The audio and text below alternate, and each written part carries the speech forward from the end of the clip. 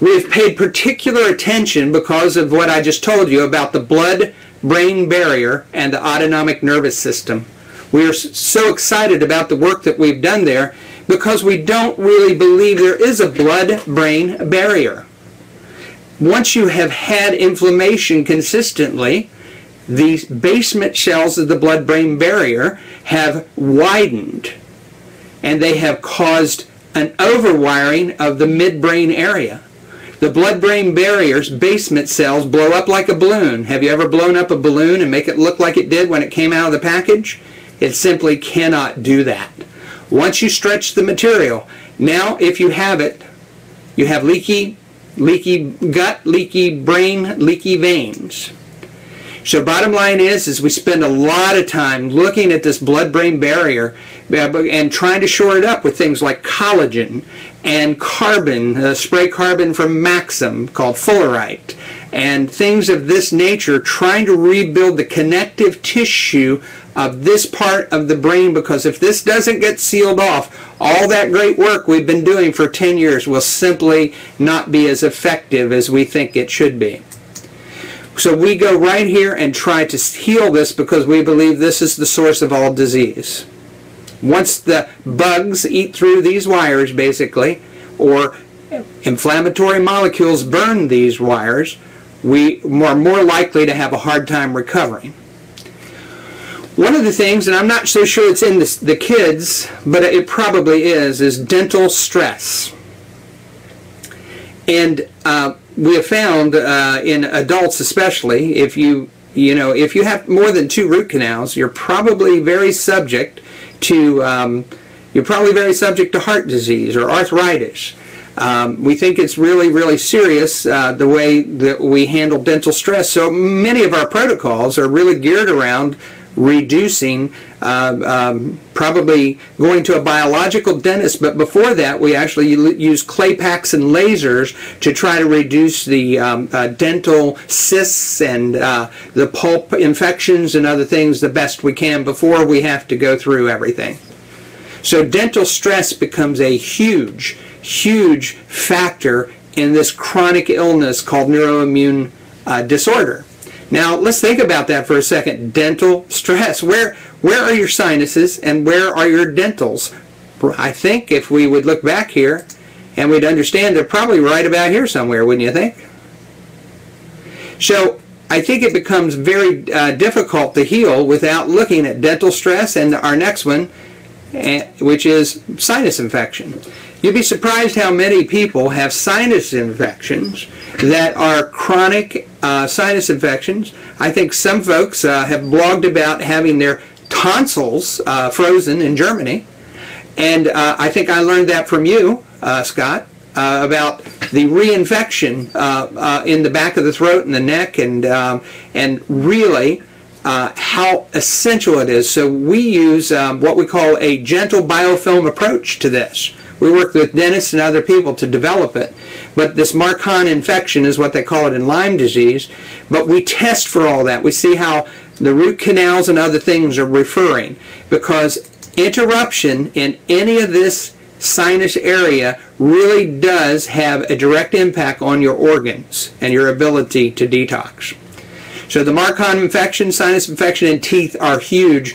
And we spend a fair amount of time doing oil pulling therapy. We start our day usually with, and this may sound bizarre to some, but maybe not to all, we take a half a teaspoon of Manuka honey and apple cider vinegar. And then we use it with an aggressive enzyme that has venous flytrap in it, and we do that on an empty stomach first thing in the morning. Then we do oil pulling therapy with coconut oil and parasite medicine in the spoon. We call it the golden spoon therapy. So we put that spoon and we take it and we put a little bit of Premier Research's coconut oil on it, and we take a little bit of parasite medicine, put in it, and we sit there and swish for about 10 minutes, maybe 15. I was at the Natural Dentist Conference last month, and some of them are down to 5 because you got to be careful. You know, if you draw out too much toxin, you might get some more gum disease. But it's been very successful for many of our patients. It helps that Th1, Th2 imbalance because if you're reinfecting yourself overnight, over and over and over, you need to stop doing that, because it, again, takes up too much. If you had an energy budget, if you had a budget, you're spending too much on reinfecting yourself overnight. Then we look at organs and gland stress patterns. We want to know whether you're an endocrine issue. We want to know if you're an immune issue. How many times do our moms say something like, "Hey, he's really a gut kid," or "You need to pay attention, he's really a viral kid"? Well, we can tell you if that's really true, at least at the moment that you're experiencing something. You can't believe how many phone calls I get around the full moon, because it's really parasites. So we can differentiate that. But we look at the adrenal, the thyroid, the thymus, and we try to understand the pattern of stress that we begin to see forming over and over. So if you run three or four of these Zytos, you eventually really know for sure. Because, I also combine that with, that you would see if the screen was a little bit bigger, I combine that by virtually testing the genetic SNPs that we're all so proud of, that we've all come to know and love. MTHFR, COMT. So we energetically test those, and it's been pretty relevant to, pretty close to what we, what we have done with blood and buccal swabs. So the genetic detoxification, that's exactly what I was just talking about. It's not always these folks. It's not always metal, and that's the thing we got to get away from. The immune system has been so tortured, the brain stem has been so inflamed, that the metals stay because we simply can't push it out. And there are homeopathic and energetic ways to retrain or recruit health to the brain that will help the metal detoxification. Again, the genetic SNPs. Then we look at intestinal dysbiosis. Now, this is where I call it the bad boy bucket. We just call it the bad boy bucket anymore. We do test for, what we've all gotten too trained for was, oh my gosh, is the Clostridia back? Oh my gosh, I knew it was yeast. But do we really? If you looked at all of them at once, and we can't afford to test that often. So when this test became reliable around 3,000 runs, I basically stopped doing the functional medicine testing. Now, I do like having blood or stool to back certain ideas up, but not always. I don't need them as much. So most of the time, just like Dr. Klinghardt says, we're really looking at parasites. Out of all the people we run over and over, we really do see so many parasites blocking the progress, and especially in the lower intestine. So that's why I think the MMS minerals are working so good, because they're untold. The Zyto just calls it miscellaneous virus. So whether it's Lyme or stealth virus, it's in the last 6 feet of the intestine, and nobody's ever going to find it. And it is severe. It morphs. It's pleomorphic.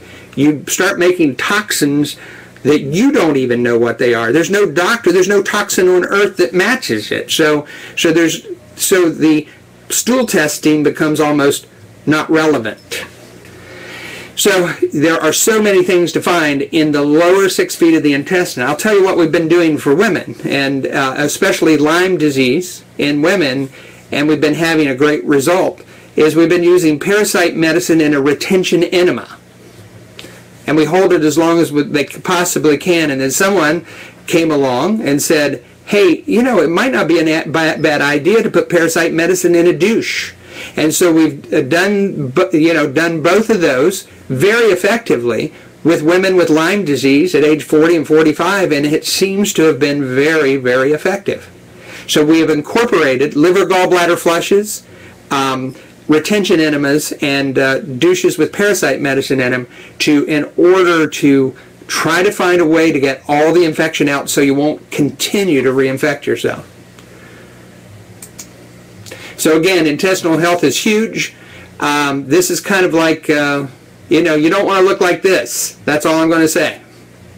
Because this is where the disease starts, right in here. This is almost like a layer. This is where electrical medicine really works. there is something on top of your intestine called the GALT-associated lymphoid tissue. And along that tissue, what are you going to find? You're going to find it is basically a silicone chip transmitting information to the rest of the body. This is your friend. This is not your friend. This is your friend. This is not your friend. This is definitely not your friend. So basically, when you start to understand that it is about the gut, and it is about how we have really destroyed the gut through many, many things, not just eating gluten, but antibiotics, early antibiotics and all of that other stuff, you really can't quite replace it. It should look like this, but it looks more like this. So, I think what I found that was so important that we all need to understand, and maybe people can help me with this, and I think listening to Dr. George a few minutes ago, you know, it is an incredible thing called the neuro-immune loop. And literally, there are holographic imprints inside of this. You become so fascinated. The case for being just awed and wondered about your entire life comes before you when you start to study this. Because I believe what vaccines do is destroy this piece of the subtle energy system, or not destroy it. It basically can put it into neutral. It can put it and cause a separation.